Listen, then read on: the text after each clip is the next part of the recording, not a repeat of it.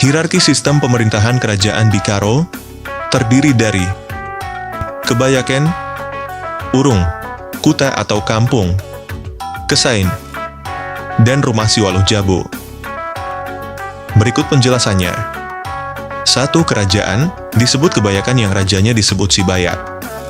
2. Urung, yaitu kumpulan dari beberapa kampung, pimpinannya disebut perbapaan atau Raja Urung. Mereka merupakan pembantu dari si Bayak dalam menjalankan pemerintahan. 3. Kampung, yaitu kumpulan dari beberapa kesain yang pimpinannya disebut pengulu kuta. Mereka membantu Raja Urung dalam menjalankan pemerintahan di kampung masing-masing.